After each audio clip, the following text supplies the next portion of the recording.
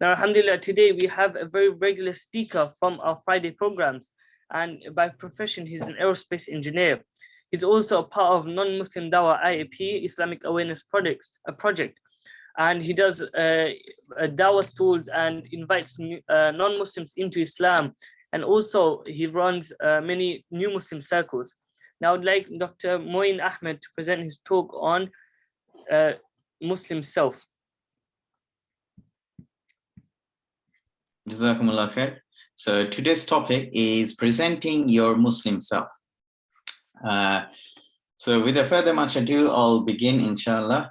Innal hamdalillah nahmaduhu wa nasta'inuhu wa astaghfiruh wa na'udzu billahi min shururi anfusina wa may yasa'ilna wa ma alina may yahdihillahu fala mudilla lahu wa may yudlil fala hadiya lahu wa ashhadu an la ilaha illa Allah wahdahu la sharika lah wa ashhadu anna Muhammadan abduhu wa rasuluh. Amma ba'd. A'udhu billahi minash shaitanir rajim. Bismillahir rahmanir rahim. So today's session, we're going to touch base upon what we have done in not last session but the previous session. So where we tried to present what being Muslim is, or what the whole encompassing concept of Islam is, and then go on to the next phase. So once we are a Muslim, what do we do with it? So do we just put ourselves in a box and live inside the box, or we go out, be part of the society just like someone else is, and play our own part that Allah has ordained us for, right? And during the session, I would like it to be a bit somewhat interactive. So I will not try and make it not too far stretched. Have it very easy and straightforward, hopefully, inshallah, bidnillah ta'ala. If there is anything that doesn't make sense to you when I'm going through, make sure you pause me, raise your hand, or you can unmute it yourself and let me know if you haven't got that. I'll redo it.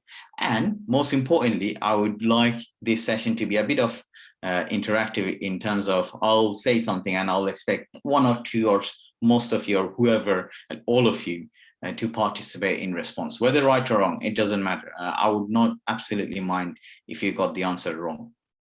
Okay, so today, I've split the session into twos. So first we'll understand what a Muslim is, or being a Muslim, what is being a Muslim, and then we'll dive deep into how we present this. So basically presenting ourselves, presenting being a Muslim.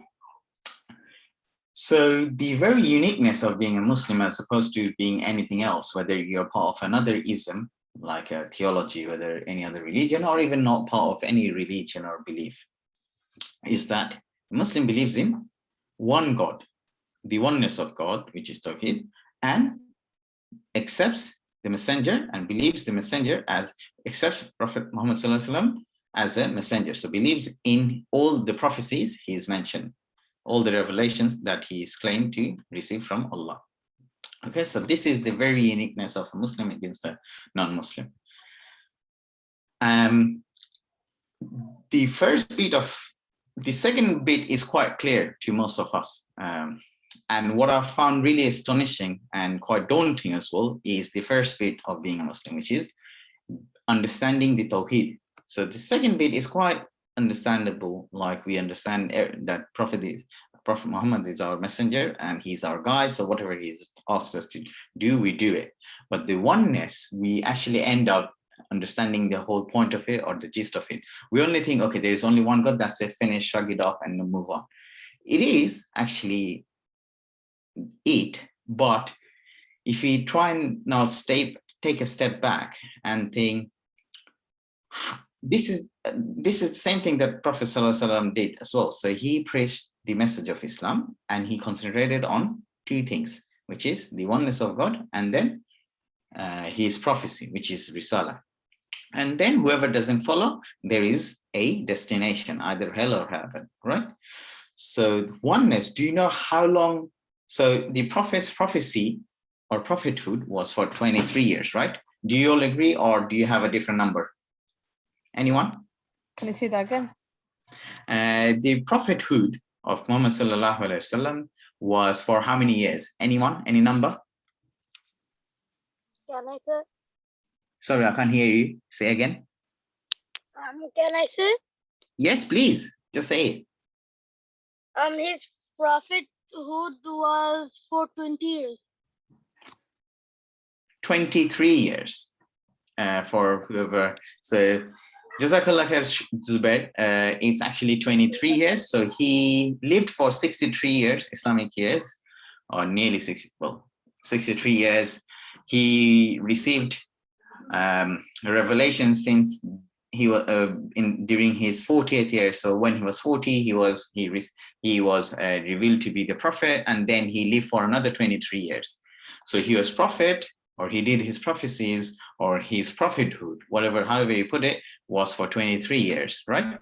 And this 23 years, he split his task of calling people towards Islam in two sections. One was calling people towards the Tawheed, so understanding or explaining what the concept of Allah is, because back in those days, it was much easier and people knew that there is a concept of Allah, but they actually had a very messed up reflection or ideology of Allah. There was very less atheism or no belief, but they were believer in different way. Christianity or all sorts of, or many paganism, idol worshipper, and various kind of idol worshippers, right?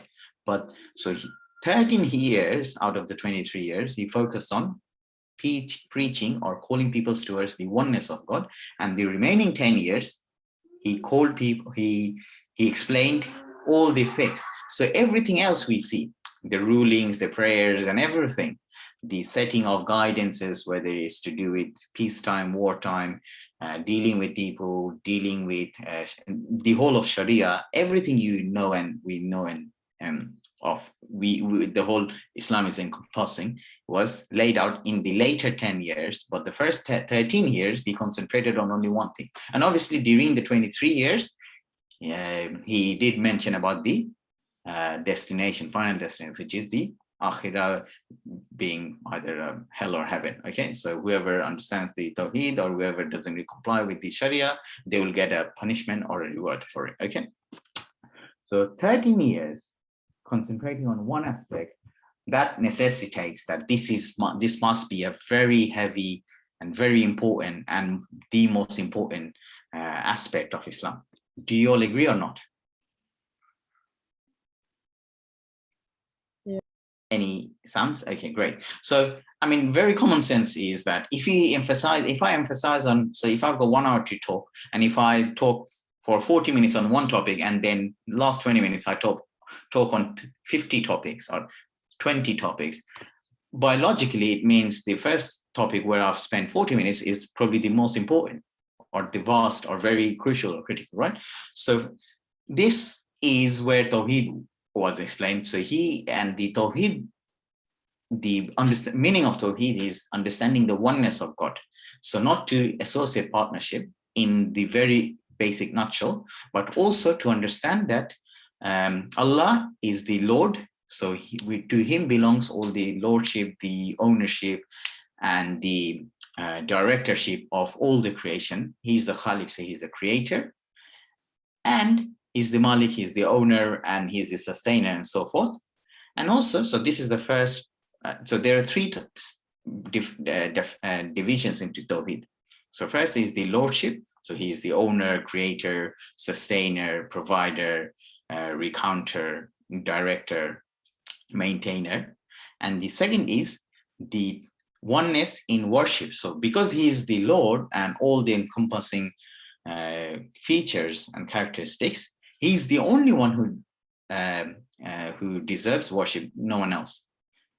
And the superiority of Allah is that we only worship him. We don't worship any tomb, we don't worship a tree, sun, or any other being, anything that has been created. Okay. And the third feature in it is his Asma wa Sifat, which is his beautiful names and characteristics. Like we know his name to be Qahar, Mudabbir, Al-Mudabbir, Al-Qahar, Al-Rahman, Al-Rahim, Al-Karim, and so on and so forth, all the 99 or about 9,900 names that we know about. Okay, so understanding this, and when we are able to understand and grasp it properly, that in coupled with accepting the Prophet as our guide and all that he has asked us to do, to follow that, which is his sunnah, and forbid and let go anything that he has forbade us to do. Okay, so not from the sunnah, we don't do whatever is not from the sunnah, is whole on encompassing being Muslim. Are you all with me or not so far? Yes. Sound right? Yeah. So what have I covered? So I've covered the very basic. So the first part of my talk was being Muslim. What is being Muslim? So, and in being Muslim, there are two stages to it. A, understand or take Allah as our God, and understanding the Tawheed. And the later part is taking Muhammad sallallahu alaihi wasallam as our guide, our role model. So everything that he has done, which is his sunnah, to follow it, and everything that he's forbade us from, because Allah has forbade us, because Rasulullah can never do anything unless Allah has told him not to. So for following his sunnah. Okay, so it's accepting him as our guide. So that is being Muslim. Are you all with me so far? Yes, I know them by step. Yes. Sorry, I missed you. Somebody said something. Okay, I'll move on. So in being Muslim, Rasulullah, like in almost all religion or even no religion, there is always divisions, like, right? And division happens when there is no consensus, no relationship building, discrepancies in understanding and acceptance of theologies, and acceptance when there's a differences or discrepancy between your way of understanding thing and my way of understanding thing, your perspective as opposed to my perspective, right? So it was sects in the previous religions of the, especially the people of the book. So there's a very profound hadith that the Prophet ﷺ said, amongst the previous people, which is the people of the book, the Jews had 71 sects, the Christians had 72 sects, and in my ummah there will be 73 sects.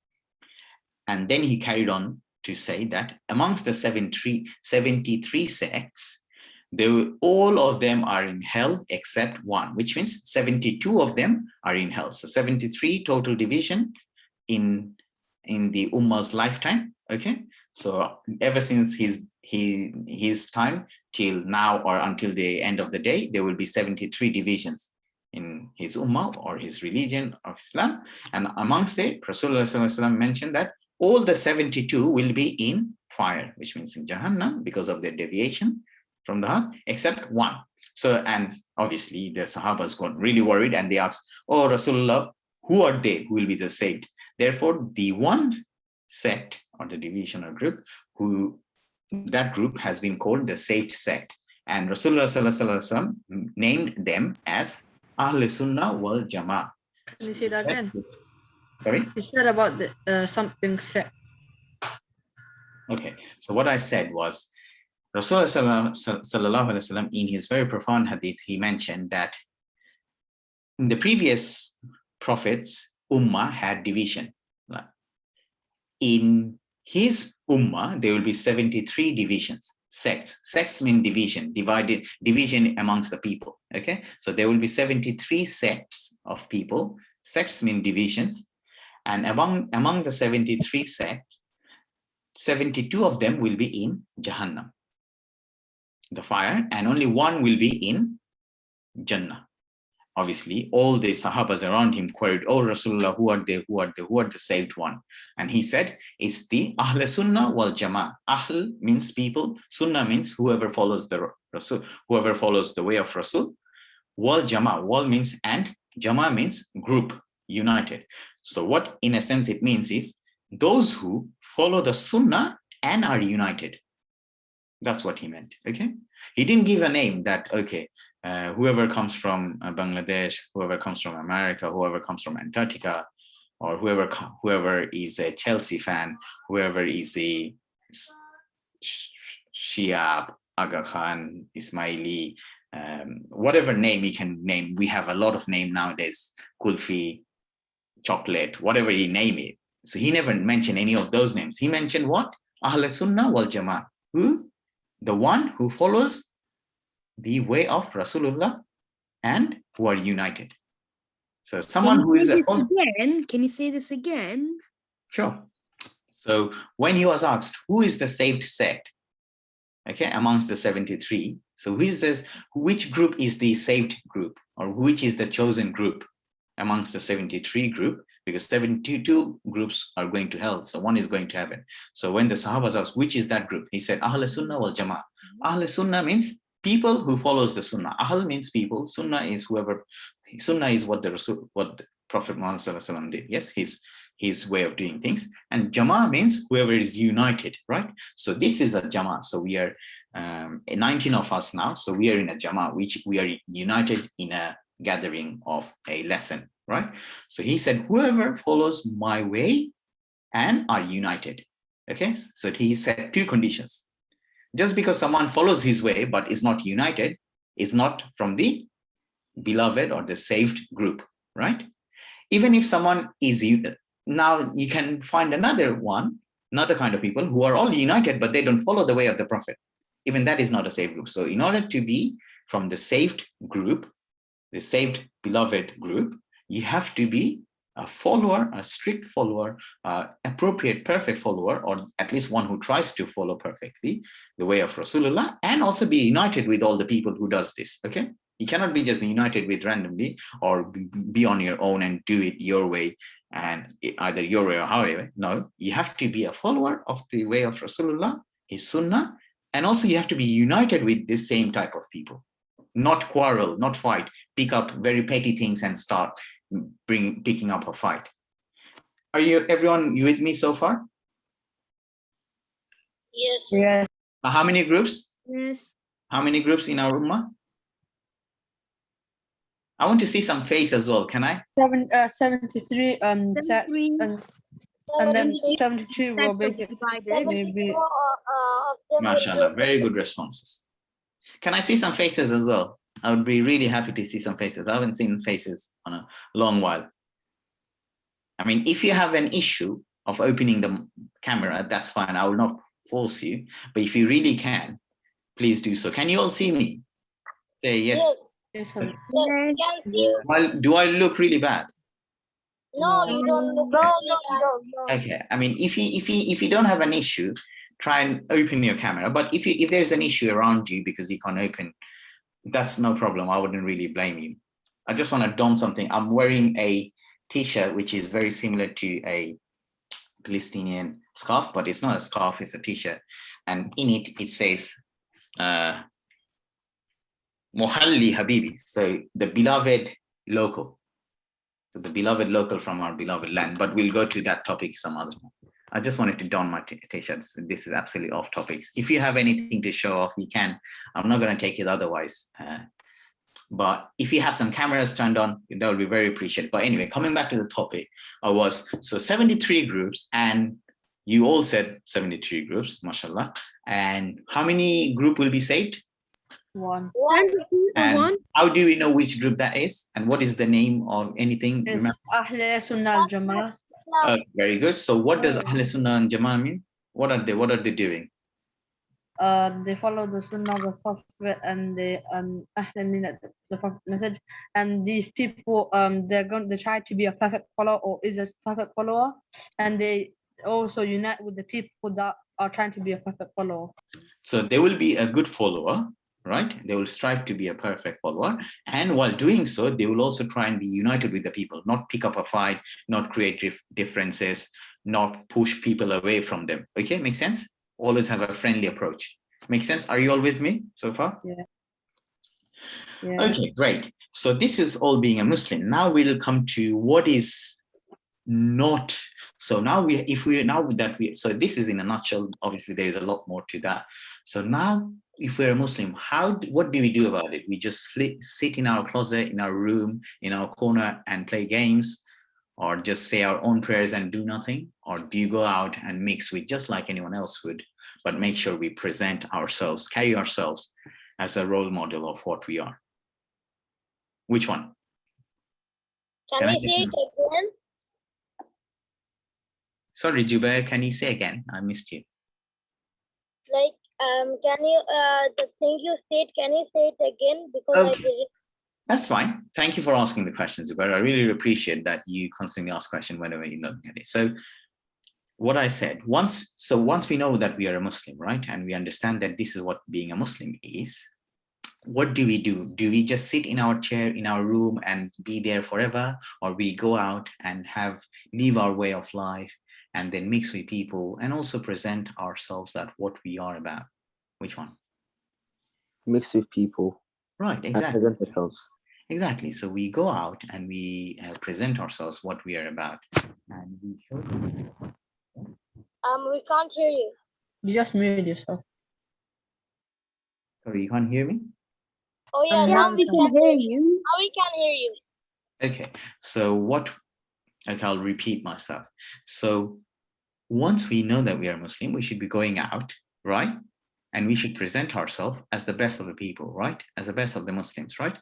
Not just go out and become a bully, or not go out and become a pain in the ass, pain in the back, or not go out and be an ignorable person or annoying person, right? We should go out and be the best of ourselves. And what do? We carry all the good teachings of us. Nice to all the people. Sorry? Do you need to be nice to all of the people? Is there a reason that we shouldn't be nice to the people? Do you think? I'm just asking, I'm not belittling you. I'm just asking, do you think there is a reason to be or not to be good? What do you think? What do you think in general? Good. Everyone else, yes? So by default, we have been commanded to be good, yes? So one of the verses in Quran, Surah Imran, it says, "O you who are believers, enjoin in good and forbid people from doing bad," which means you should always enjoin in doing good, always, by default. Now, if someone comes and is trying to be funny with you or bullying you or doing whatever, then you can choose not to be good with them and you can just ignore them and carry on being good with others or your own way, okay? But by default, you have to be good with everyone. Clear? Obviously, there is a limit, but obviously, I'm not saying that you go out, you leave your own duty. So you leave your home, you go out and try and be, I'm not saying that you go out and fulfill all the needs of everyone else in the road, but not look after yourself. But obviously, do your own bit. But whenever you come across people, you always have to be nice with them. You have to present yourself the best to your ability in that context, irrespective, right? And one of the best way of doing that is through manners. Akhlaq. How did Prophet ﷺ call people towards the religion in the very early days? Obviously, most of the early converts or reverts to Islam were due to his akhlaq. Nobody knew about Islam. Nobody knew about Allah. It was the Prophet that was talking to Jibril and receiving revelation, but no one else saw Jibril, or no one else saw any book, papers, or whatever coming down, or light going into, or hearing anything. Why did they believe him? Because obviously, he couldn't show any proof, because whatever revelation he was receiving, he didn't have substantial proof. So he just couldn't do anything. So what he actually was doing was making sure that it was due to his good behavior. So we have to present ourselves with the best of the behavior. Yes. And coming back to, I think, Jubair or Mahid, someone's point, that do we be nice to everyone? Yes, we be nice to everyone. But there is a way. We always be nice to people with haqq, with wisdom. Okay? With knowledge. So with all the knowledge that we have gained, we present it to them with wisdom. We be tactful. If someone is trying to be funny, we take a step back and present it what we have or what we can, and then leave it with them, not force them. Okay, so present ourselves to the best of the manner. Okay, clear? So, and the best way of doing this is calling people towards all that you know. So Rasulullah said, "Ballighu anni or ayah," which means even if you know one ayah from me, one verse, convey it. So if you know, so we have learned a few things today, right? 2, 3 hadiths, a couple of verses, and even the tafsir Anas went through.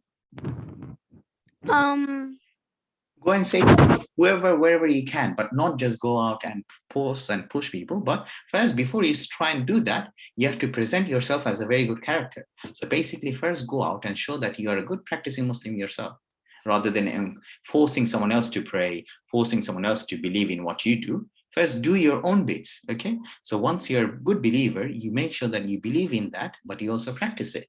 So presenting yourself as a wholly walking, talking Quran and Sunnah.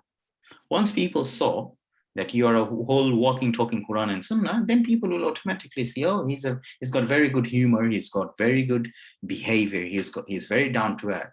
And one of the very key characteristics of Muslim is, and this is something Allah prescribed, that if you want to be a believer should always walk on the earth humbly, down to earth, not boast, proud.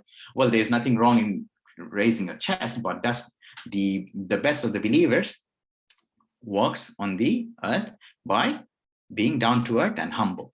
Okay. So are you all with me so far? Yes. So being a Muslim and presenting ourselves is not about wearing a cap and wearing a hat. Sorry, wearing a cap, hat, and having a thobe or a jubba, or being suited, booted, or wearing whatever. No, that's not being a Muslim and presenting yourself a Muslim. As long as you're dressed modestly, with people, modestly in terms how the Islam has prescribed, which is covering your private parts, covering your aura. That's it. You can wear anything you like as long as you're covered. And you're being modest as well. You don't walk in a setting with a completely, you may be covered, but you have walked in with a completely abnormal dress, right? So you're completely out of touch with the setting. So as long as you come in, present yourself modestly, that's the best dress of Muslims. So the best way of presenting yourself is you are a walking, talking Quran. And how do you become a walking, talking Quran and Sunnah? As much as you know, you practice it, right? As much as you know. The Sahabas would memorize the Quran, not everything all in a go. They would memorize an ayah and then try and implement it. It would probably take hours, days, even sometimes weeks and months to implement the ayah, which means the action, bring them into life, and then move on to the next one. That's the dedication they have, okay? So we should also try and, I'm not saying don't memorize the Quran, I'm saying try and implement it, what you learn, okay? And try to do as much as you can. We have a few 1 or 2, 3 minutes, but before I wrap up, I want to ask a few questions so that we are all on the same page in terms of how we present. Can someone give me some idea of what we have covered so far? So tomorrow when you go out to the shopping mall or school or wherever, how do you think, if you think that you're a Muslim, how do you want to present yourself? We have holidays. Okay, not tomorrow, whenever you go out and whenever you meet people. So how would you present yourself as a Muslim? What would be your way of doing that? Anyone? Can I say something? Please say it. We need to act kind to everybody. Only if they're like being mean to us, we only tell them. We just ignore them. Yeah, of course. That's what I said. So you have to be nice and good to everyone, unless they start being funny with you. Once someone starts being funny, that's it. You draw a line and you stop there and move on. So that's using your wisdom. Okay. Remember when I said be nice and kind to people, and then use your wisdom. If someone is trying to be funny with you or behaving badly, you ignore him and move on to someone else, because there's so many people on earth for you to be good and nice to you. You don't need to stuck up with someone who's not behaving themselves. Okay. Anyone else? How would you present yourself? You'd act as normal, and then you speak with respect and avoid harming others with your words, and speak with and be humble with each other. Right. And also obviously avoid scenes. Sorry, go on, Mahim. Do you know that if someone is bad to you, you don't actually be rude to them, you just ignore them? Yeah, exactly. That's what he said. Absolutely. Thank you. So, and how do you become that? So first of all, we should make sure that we encompass all that which is good, what we have just said, also while making sure that we are keeping away from the sins, and especially the major sins. Obviously in Quran, Allah's Messenger has prescribed that there are 7 major sins, and there are many sins, some major, some minor, and amongst the major sins, there are 7 major sins which will take you to straight to hellfire. Okay, anyone knows what are the major sins? Shirk. Good, one. Go on. Can I say I know one of those? Go on. Yes. Respecting your parents. And here- Disrespecting your Okay. parents. Yes. So disrespecting your parents. Yes. 2, 7. There are 7. So okay, I'll go it. So first is shirk, the major, the biggest of the biggest. Second is witchcraft, doing magician kind of thing, witchcraft, black magic, whatever. Yeah, black magic, whatever you call it. Third is using riba. Sorry, third is killing an innocent life. Okay, whether 1 or 2 or whatever. So any killing a life, taking a life. So that's a major sin. You're straight into hellfire. Third, fourth is getting involved in interest-based transaction, riba. Usually, we'll understand it when you are grown up more. Fourth, stealing, lying. Okay, when you take beyond what you're. So lying is a major sin. Especially lying from orphan people. Okay, so if you have taken something unlawfully, especially from the orphan who doesn't have a guardian. Okay, and then how many did I say? 5. Then okay, yeah, fleeing away from battlefield. So if you have been given a duty in the battlefield, and then if you run away from them, which is giving up your duty, someone who doesn't fulfill his duty in the battlefield. And then the 7th one, what was the 7th one? I can't remember. Oh yeah. Anyone? 7th one is cursing people, especially women. So a lot of people goes out and start cursing innocent women. So especially cursing innocent women. So a lady, if she hasn't got a bad character, but if you use bad words, like all the bad words we hear nowadays about women, there's so many bad words we're all probably come across. You can say, oh no, I just do it out of fun or just banter or whatever. These are major sin, okay, whether you do it intentionally or not. Okay, so with that, I would like to wrap up today's session. I've probably gone a bit further.